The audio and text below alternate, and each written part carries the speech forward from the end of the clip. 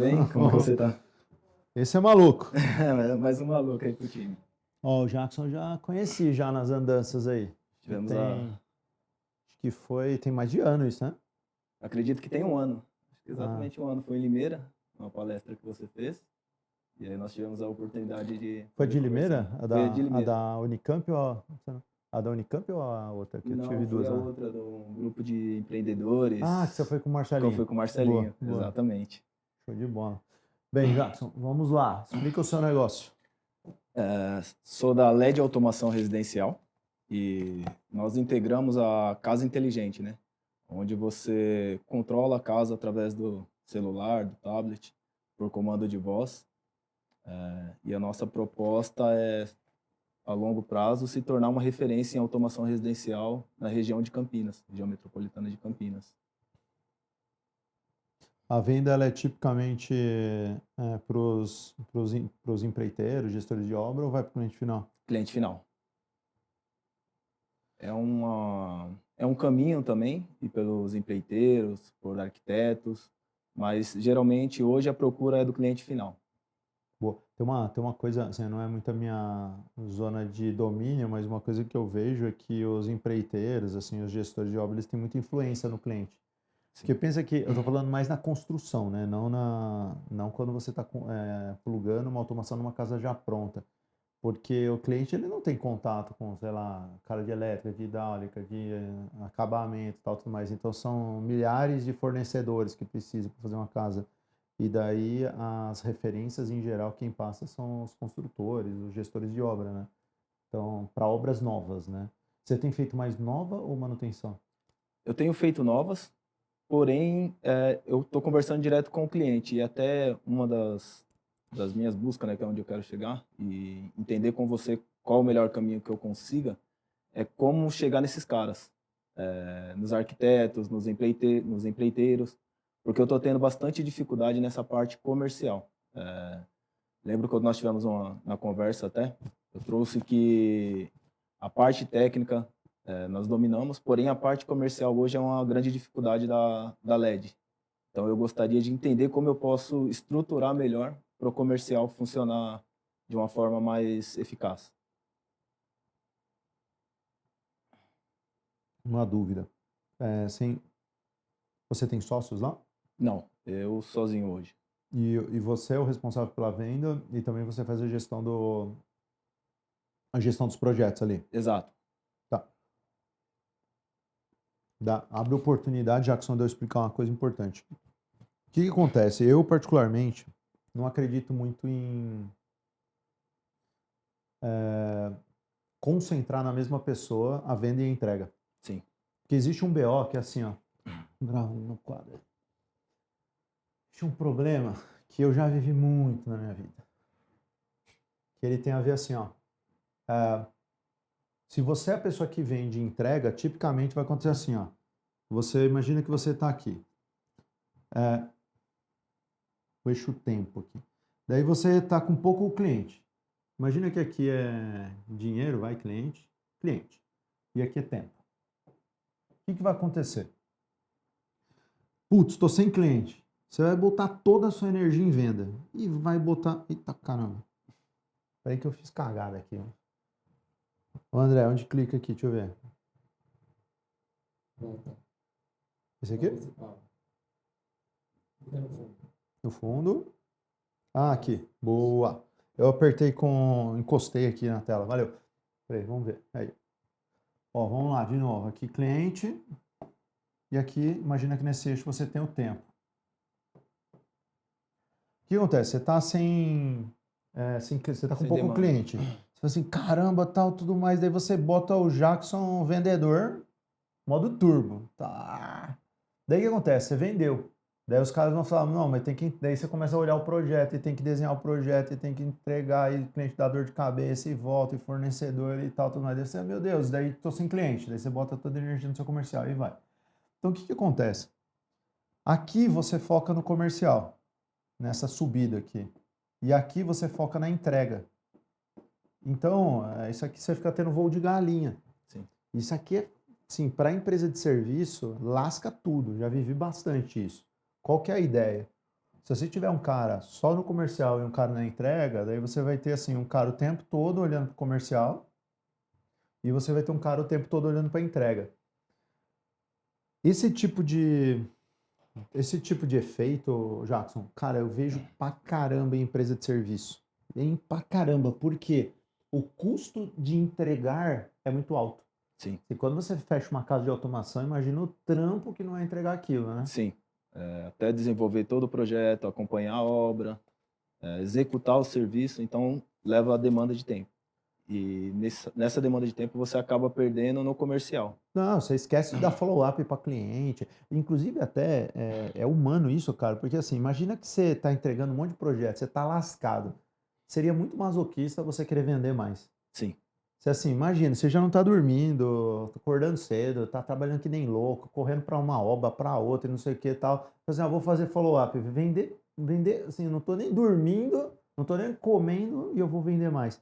Então, aquela tirada de pé, ela é completamente natural, porque você não, assim, você tá se preservando, inclusive. E é legal, assim, quando você tem duas pessoas, uma que olha da porta para fora e outra olha da porta para dentro, né? Um vende, outro entrega. O legal é que você também cria um desacoplamento dos dois problemas. Por quê? O comercial vai vender e tá se lascando se você vai entregar ou não. sim, Sai vendendo que nem louco lá. Ah, vende, vende, vende, assim, pô, mas não tô conseguindo entregar. O cara vai virar pra ti e falar, se vira, Jackson. exato. Ah, contrata mais gente, dá um jeito, dá seus pulos aí, velho. E vai acontecer o contrário também. Se o cara não estiver vendendo, você fala assim, pô, não tá vendendo, eu tô curtindo parado aqui. Então vai gerar uma pressão positiva dos dois lados. Os dois vão chegar, vai maximizar o trabalho dos dois. E aí uma coisa que nesse sentido eu acredito que o quão importante é uma sociedade, daí trazendo pessoas que estão alinhadas em princípios, valores, que estão querendo navegar na mesma direção, pessoas que você já trabalhou e conhece eventualmente, você sabe que o cara é um baita vendedor e tem alinhamento contigo. Isso daqui é o que mais mais mudaria a história da sua empresa. Você pode se perguntar, Jackson, assim, tá, mas eu consigo resolver isso com um vendedor? Eu acho que consegue parcialmente. Primeiro porque tem a questão do investimento, né? Então você Sim, vai ter que se descapitalizar, dinheiro que você poderia estar usando para crescer a empresa e tal, tudo mais, vai ter que ir para outra direção. E segundo lugar, porque esse problema ele é eterno. Não é você contratou um vendedor e está resolvido. Por quê? Você contratou um vendedor e se ele for embora? sim. Daí você vai ter o trampo de achar outra pessoa para substituir essa aí. Então você já está ferrado e vai ter que achar. Daí você vai acumular três papéis, né? Entregar, achar o cara do comercial e enquanto não acha, vender. Vender. Então, a coisa que mais te traria paz de espírito é ter um cara que acorda e dorme vendendo sua empresa. E qual o melhor caminho, Juliana, para eu conseguir encontrar esse cara? Porque assim, eu já tentei buscar em algumas pessoas, porém, entre essa questão mesmo do investimento, né? Do tempo, igual quando nós conversamos lá atrás, que eu era CLT, lembra que você me deu a de cara, tem que pular o muro e correr atrás. Então eu fiz isso, só que para eu conseguir trazer isso para a empresa, eu estou tendo essa dificuldade de encontrar o cara para vir ser meu sócio no comercial. Gostaria muito de encontrar essa pessoa. Ó, tem uma coisa que, assim, em geral, assim, quando as pessoas me falam assim, eu não estou encontrando, a minha provocação é você não está procurando. Eu vou dizer o porquê. Assim, quantas pessoas você se conectou ou entrevistou intencionalmente para ser seu sócio nos últimos 30 dias? Sendo sincero, Hum. nenhum.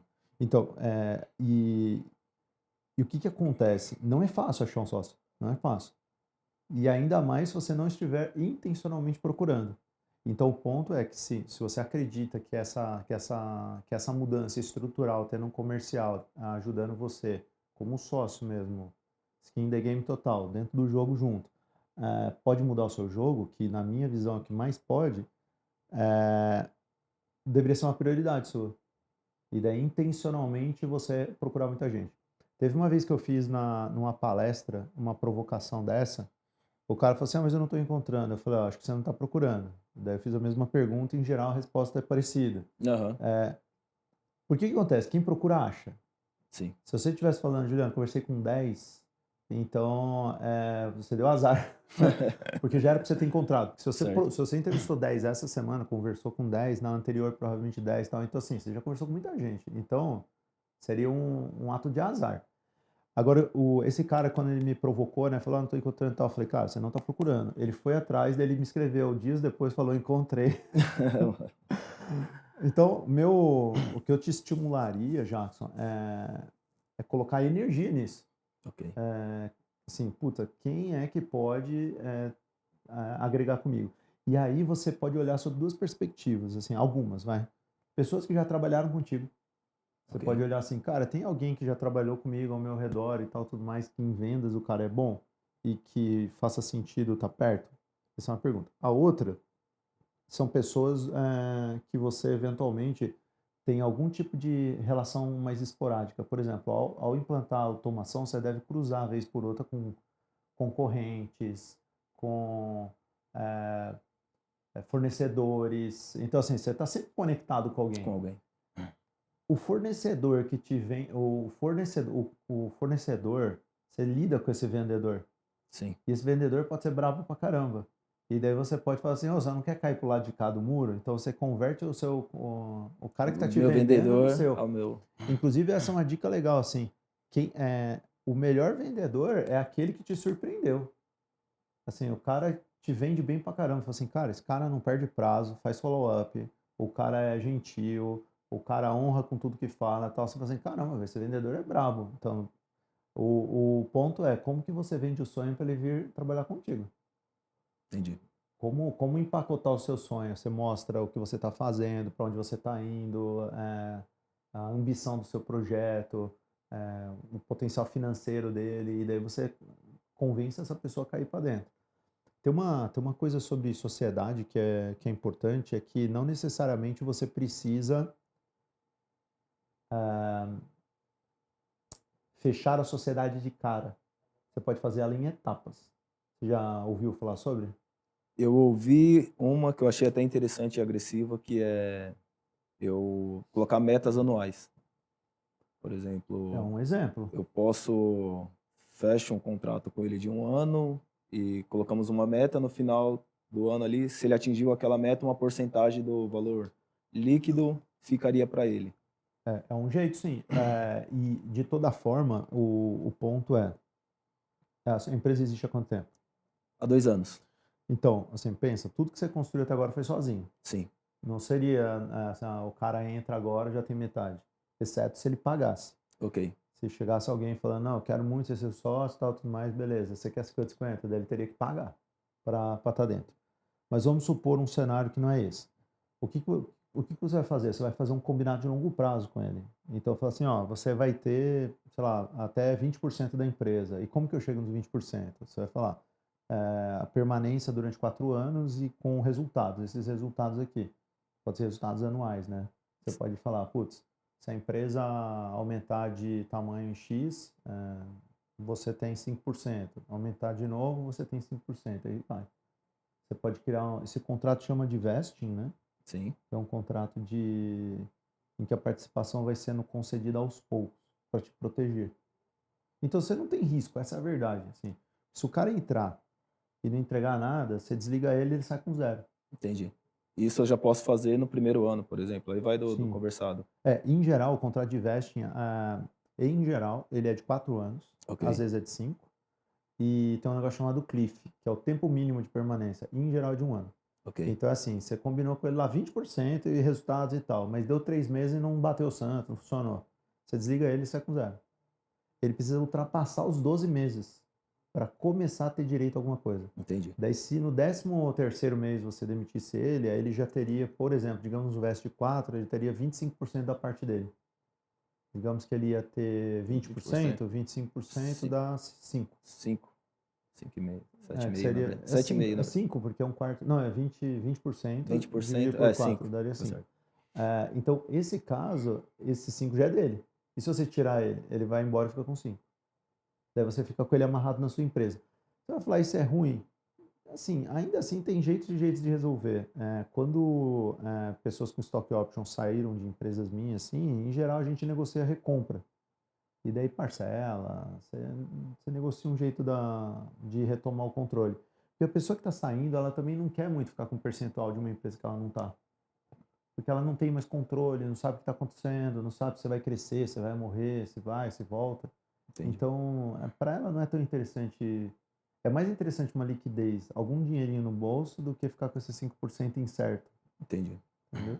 Sim. Então, esse é um caminho, assim, trazer um sócio. Sobre outros caminhos de venda, assim, eventualmente você pode construir parcerias, mas olha que louco. Para construir parceria, você precisa de tempo, dedicação. Daí volta no mesmo ponto ali. Sim. Vou fazer uma parceria com um grande arquiteto de Campinas, ou um grande construtor, tal. Putz, você vai ter que tomar muito café, bater em muita porta. Que é uma das dificuldades, é conseguir esse contato com o arquiteto. Porque a princípio, falando assim, eu percebo que o arquiteto não precisa da LED nesse momento. Então ele não dá tanta bola assim para nós. A gente chega a bater nas portas e os arquitetos, não, beleza, gostei e tal, tenta o contato e não consigo falar direto com o arquiteto, ele não dá moral assim para nós, né? Então isso é um caminho que eu preciso entender, até, como eu falei, né, vindo da parte técnica, a parte comercial ainda, tudo isso está muito novo para mim, muito desafiador. Ó, te falar, Jackson, assim, você sofre de um negócio que eu já sofri muito na vida. Rapaz do céu, eu quero deixar claro para todo mundo aqui. Cara, tem muita gente boa tecnicamente que não prospera por não ter um sócio doidinho que vende do lado, cara. Sim, Porque, assim, são habilidades muito complementares. Tem no Vale do Silício, a galera fala que são os 3 Hs, que é o hipster, o hustler e o hacker. O hustler é aquele cara que se deixar vende a mãe, cara. Sim, do tipo é o cara conversador e fala, vende o sonho e tal, o cara desenrolado. É o típico vendedor. E o hacker é o cara que, puta, faz a teoria virar realidade. É o cara que tira do papel, é o cara que consegue realizar o negócio. Que é a pessoa que eu falei que é a pessoa que entrega. E no Vale lá do Silício, é interessante, assim, ó, a Apple, ela tem o Steve Jobs, que todo mundo conhece. sim, Que ele era um hustler brabo, assim, ele vendia o sonho, fazia um show e tal, tudo mais. Mas o que seria do Steve Jobs se não fosse o Steve Wozniak, que era o sócio dele, técnico, e que fez o computador? Foi o Wozniak que construiu o Macintosh, que construiu os computadores.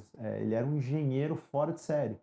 Então, a Apple foi a fusão de um artista das vendas com um artista da engenharia. Não teria como existir um sem o outro. É muito difícil, assim. Qual é a chance do Steve Jobs fazer um computador? Zero. zero. Qual que é a chance do Steve Wozniak, se vocês quiserem dar uma olhada aí, é o nerd dos nerds, assim, do tipo, qual é a chance do Steve Wozniak vender? Zero. Zero. Então, essa complementariedade entre o cara que vende e o cara que faz, para mim, ela é a essência de uma empresa funcional. A essência. Daí, ó, vocês podem estar com curiosidade, né? Eu falei que tem 3 Hs e falei de 2. E o cara o hipster, né? O hipster é o cara que fica no meio. Por que acontece? Se você for olhar, o hustler é doidão. Cabeça na lua. E o hacker, ele tá lá tentando resolver o problema real. Daí, às vezes, eles estão tão distantes um do outro que precisa ter um cara no meio, que é o que organiza a bagunça. Porque imagina que o Steve Jobs queria fazer um iPhone, queria fazer um monte de coisa. E daí alguém precisa pegar essa bagunça na cabeça do Steve Jobs e organizar, sequenciar. O cara precisa estudar, esse mercado faz sentido? Faz mais sentido criar isso ou aquilo primeiro? Então ele pega as coisas que o Hustler idealizou, ordena elas e prioriza, né, por assim dizer, para que o hacker possa se concentrar na execução. Então ele não fica discutindo com o hustler do tipo, mas isso é mais importante, isso não é tal. Então ele cria papéis mais claros. Um idealiza, o outro prioriza e o outro executa. Então não é necessário ter 3 papéis, mas 2 para mim é crítico, que é um cara olhando para dentro e para fora. Entendi. Isso é uma coisa, Jackson, falando do seu mercado, cara, não duvide que na área de automação tem uma empresa que é ao contrário da sua. O cara é um brabo de venda. Brabo, brabo. O cara vende automação para Deus e todo mundo. E sabe qual que é o problema dele? Executar. Ele não está entregando. Tá fazendo serviço de merda, tá fazendo cagada em cima de cagada. Mas por quê? Porque ele atropela as coisas. Porque ele é tão bom vendedor que o time dele não dá conta e o time dele não consegue acompanhar ali, ele está desalinhado e tal. Eventualmente você pode se associar a alguém dessa natureza, assim, um cara que é bom comercialmente falando, mas ele tem problemas de qualidade. Você vai falar assim, não quero me associar com alguém que tem problema de qualidade. Não, mas você é a solução para o problema. Entendi. Ele é a solução para o seu problema, porque ele sabe vender pra caramba, e você é a solução para ele. Por quê? Porque você sabe de Tem qualidade. entrega técnica. Ah, É interessante. Eu estou super aberto, né, a conseguir encontrar esse sócio, essa pessoa para poder me ajudar e fazer a empresa crescer estruturada, que essa é a minha ideia. Como eu falei no começo, eu quero sim se tornar uma referência em automação na região de Campinas, São Paulo, e crescendo conforme for, para conseguir atingir esses objetivos, né? Então eu estou aberto a essa sociedade, buscar pessoas para poder me ajudar, fazer a empresa crescer. sabe uma outra coisa que eu pensei agora, Jackson? Eu não tenho tanta certeza do que eu vou falar, mas assim, como hipótese. Cara, às vezes pode acontecer também de ter uma empresa, não exatamente de automação igual a sua, pode ser uma empresa de elétrica, por exemplo. Faz serviços elétricos e hidráulicos em obra. Certo? Esse cara já está dentro dos clientes, já tem a confiança dos clientes. E se esse cara também te vendesse? E se esse cara falasse assim, ó, sei lá, minha empresa mexe com elétrica, elétrica, hidráulica, agora eu também mexo com automação, tenho 3 linhas. E como ele tem confiança e tudo mais, ele consegue abrir espaço para participar de concorrências também em automação. Mas ele só vende. Ele só está usando dessa credibilidade que ele criou para abrir portas para você entrar. O único ponto é que esse cara vai ficar grilado, porque imagina, ele vai estar colocando em risco o negócio principal dele. Sim. Assim, ó, eu vendo elétrica e hidráulica. Agora inventei de vender automação, o cara não entregou, me lasquei. Entendeu? Então, assim, ele vai ter que confiar muito em você para fazer isso. Mas essa é uma abordagem onde você entraria debaixo de um guarda-chuva de alguém que já atua em Já outra. está no mercado, né? Já está no mercado. É outro caminho. Porque daí você vira uma diversificação para ele. Ele vende A e B, você vai permitir que ele venda C. Você vai, só vai aumentar a possibilidade de receita desse cara. E aí, por exemplo, a margem seria uns 50-50, eu falo assim. Ou não, por Você, exemplo, eu falo 50-50%. Diga assim, você fala rachar? rachar, ou entraria, por exemplo, para conseguir esse contato com esse cara, eu entraria com uma margem menor. A gente tem vários jeitos de fazer isso. Assim, algumas das possibilidades. Vocês poderiam trabalhar só sob uma perspectiva de parceria comercial. E daí, comercialmente, talvez ele ficasse com uns 20%, coisa assim. Certo? Outra perspectiva seria você, a sua empresa, entrar debaixo do grupo empresarial da dele. Então, imagina que a sua empresa, uma parte dela passa a ser dele.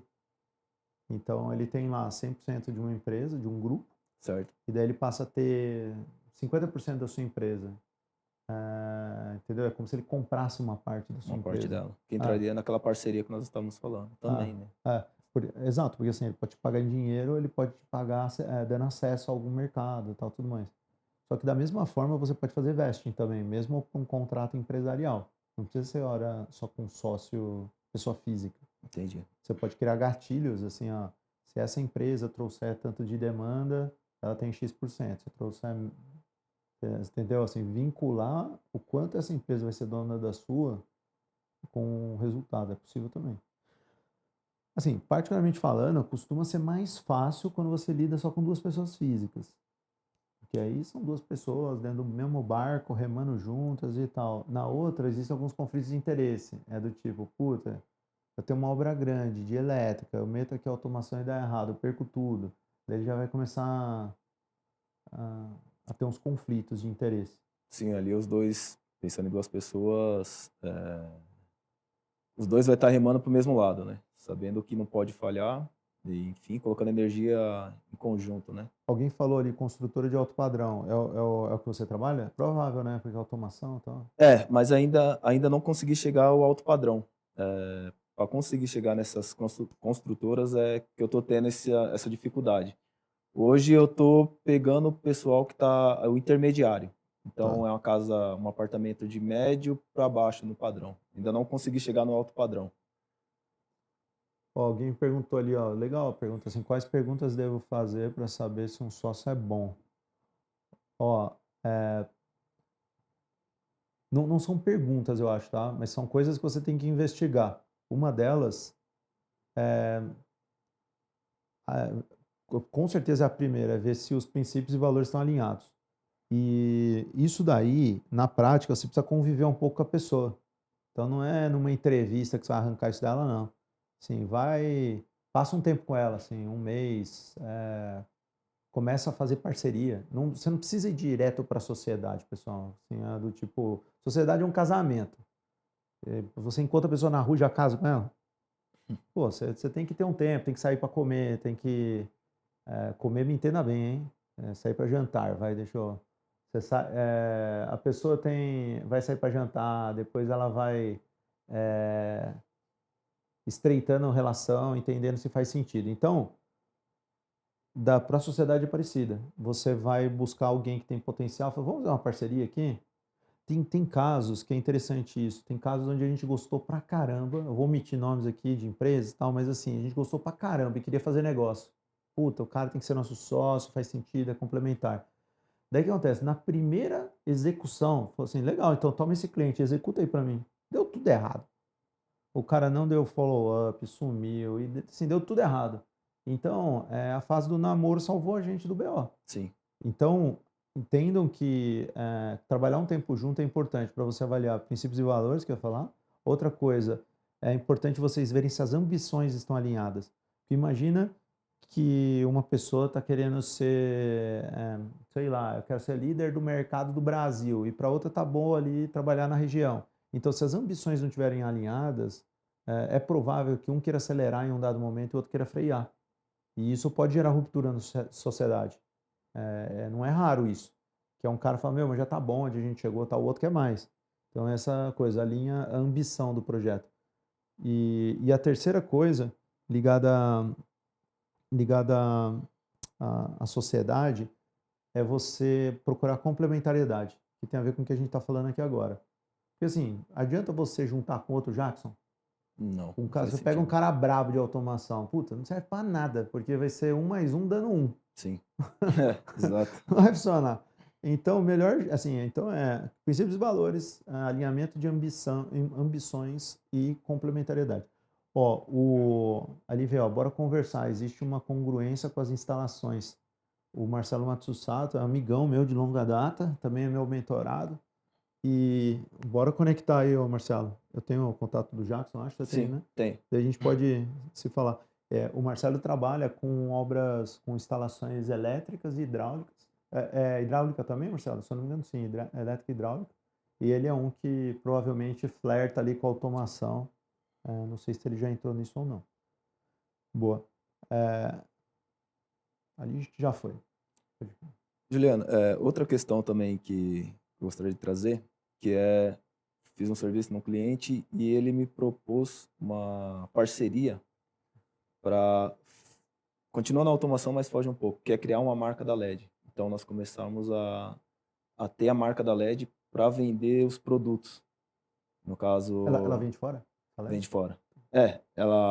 Ele faz importação, então a LED teria uma marca de automação residencial, que aí já foge um pouco do cliente final e você entra no B2B, né? Que aí você pode pegar os integradores para oferecer esse produto, né? Você pega um mercado de entrada mesmo, né? E aí você consegue vender para depósito, materiais elétricos, para o integrador, deixar de ser atender o cliente final para atender os prestadores de serviço. Quem que propôs isso? Foi um cliente, fiz um serviço para ele e ele tem uma empresa de importação. Entendi. Então ele veria com esse aporte inicial para a gente embalar e ter esse produto para vender da LED Automação. Tem uma coisa que eu tomaria cuidado, Jackson, assim, você tem um problema claro para resolver. Se você embarca nessa, o problema continua existindo. E daí, e pode ser que o problema piore. Por que acontece? Imagina que você tem um problema de venda. Hoje você tem que vender para a pessoa final lá. Sim. Mais B2C. Sim. Daí você cria um negócio de LED. E daí vai estar o Jadson lá, ele vai resolver o seu problema de origem lá, trazer o produto, caramba, quatro tal. E daí vai estar o Jadson com os LED lá, marca própria. que você vai ter que fazer com ele? Vender. Vender. Você vai vender para o material de construção, os caramba quatro e tal. Daí o que acontece? Ao fazer isso aqui, muitas vezes não parece mais uma fuga. Porque assim, como eu não estou conseguindo resolver esse problema, eu vou pular para cá. Mas aqui você vai ter o mesmo problema. E daí o que eu tendo a assim, minha recomendação é não empurra para debaixo do tapete, porque você vai tropeçar nele o tempo todo ali. Você vai ter que, assim, enquanto você não resolver esse problema, você não destrava o resto. Sim. Se você tivesse um comercial bom, talvez minha resposta fosse outra. Eu já falei assim, cara, você está conseguindo vender e tal, você consegue criar um braço B2B e tal, a gente estaria falando de outra coisa. Mas a partir do momento que você tem um problema claro, se você não encarar ele, ele vai continuar aparecendo. Eu acho que você só vai piorar. Entendi. Nesse momento eu não faria. Entendi. E o processo, Juliano, para eu conseguir melhorar a vendas enquanto eu não tenho esse sócio, né? Como que eu consigo melhorar esse processo? Porque hoje é uma grande dificuldade mesmo, assim, a parte comercial, o processo, a estrutura.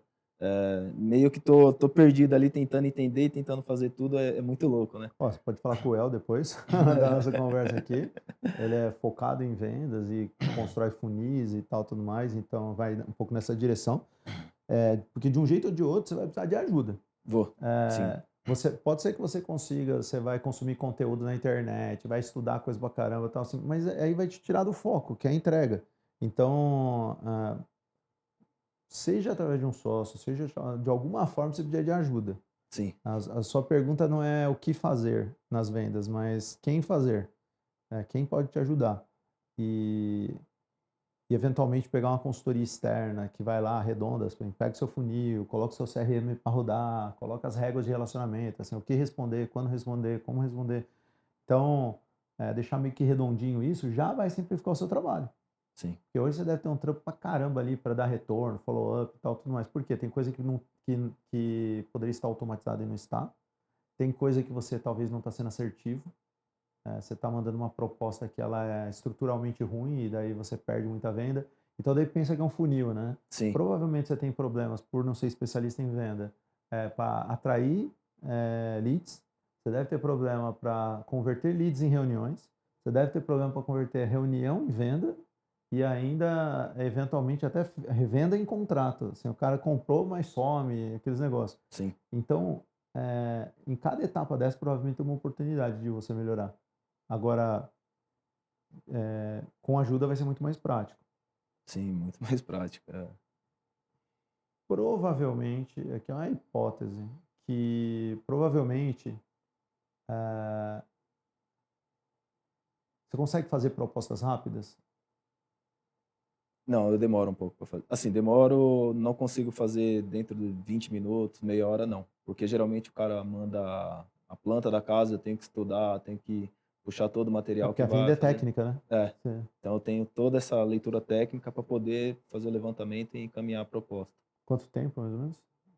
Geralmente eu peço de 1 a 3 dias. Quando você está ocupado executando, costuma entornar o caldo, hein? Entorna. Aí trabalha à noite, né? Você está executando uma obra, chega em casa, vai fazer isso daí. Então, talvez exista a oportunidade de você modularizar sua venda. Porque o que acontece, assim, quando a venda é consultiva, tal, tudo mais, tem algumas variáveis te levam a que são chamadas proxies, que elas te levam a um valor estimado muito bom. Entendi. Então, pega no seu caso aqui, talvez a metragem da casa já leve, talvez a metragem e o tipo de automação, que é a automação leve, média ou hard. Duas informações, a metragem e o tipo de automação, você já consegue chegar numa estimativa. Eventualmente, você precisa trabalhar com estimativa. Por quê? Para tirar os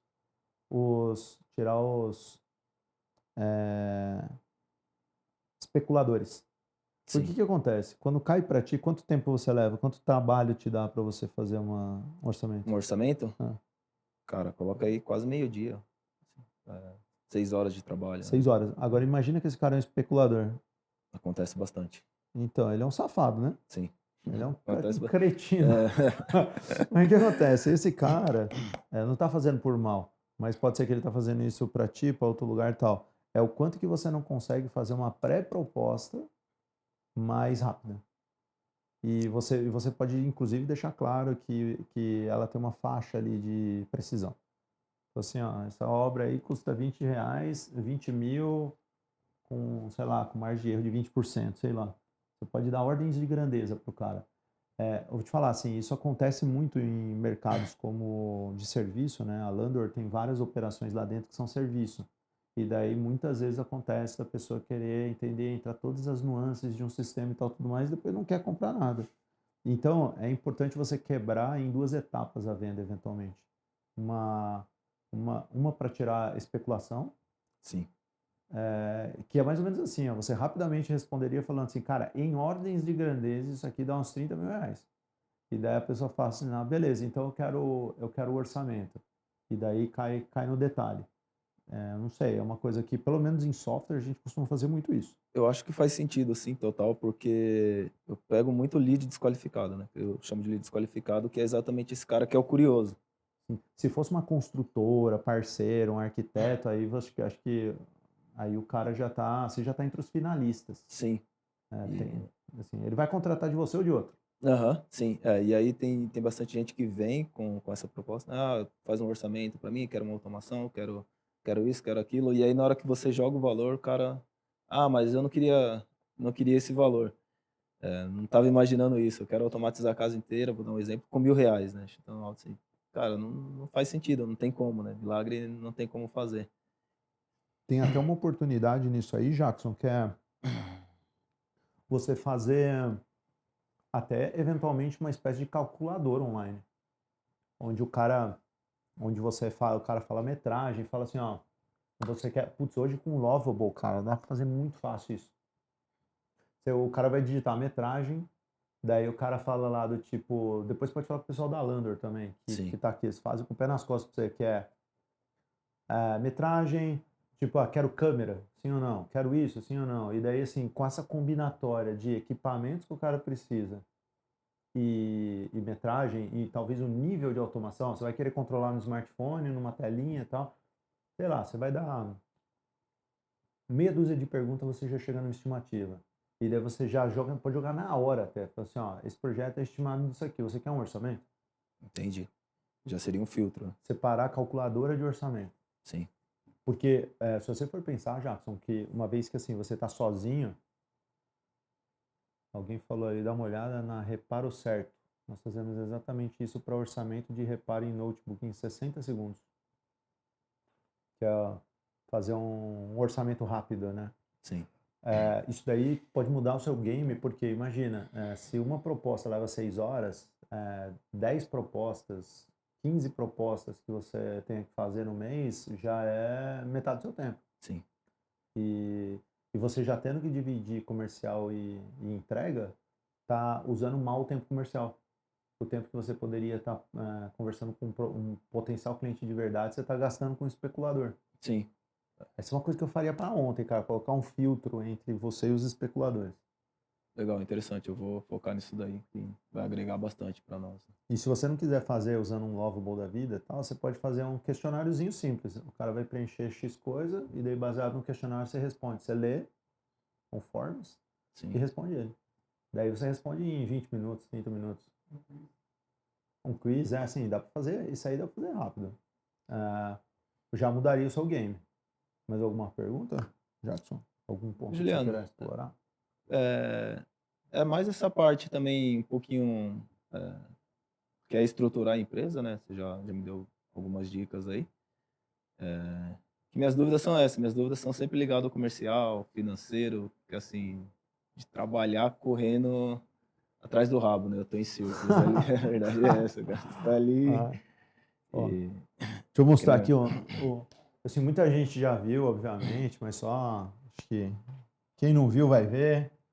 Assim, se você fizer um exercício de matriz SWOT, Jackson, assim, ó, a matriz SWOT, basicamente, ela são 4 quadrantes, né? Daí aqui você coloca as forças, S de straight em inglês, né?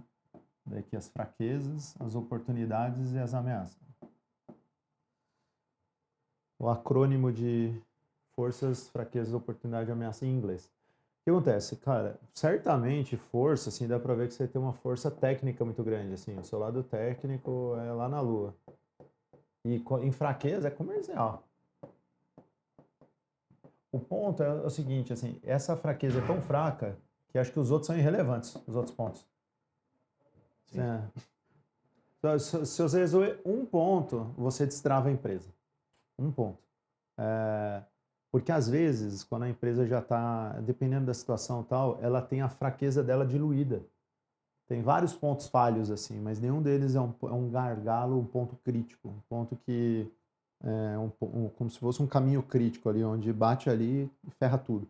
Então, no seu caso, me parece que é muito claro o desafio. E por que eu estou falando sobre isso?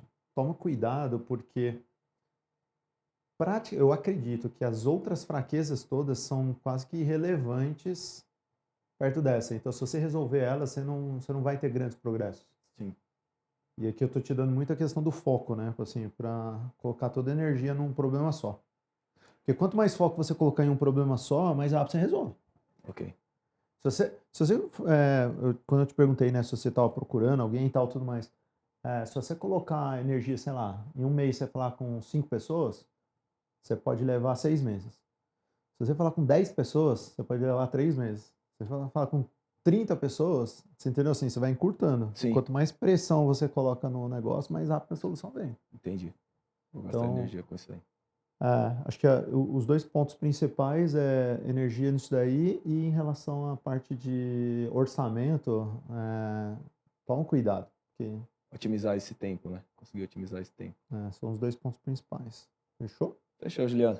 Agradeço pela Valeu, disponibilidade Jackson. do seu tempo. Obrigado. Tamo junto. Tamo junto. Vamos tirar uma Mensagem foto pra ali. você.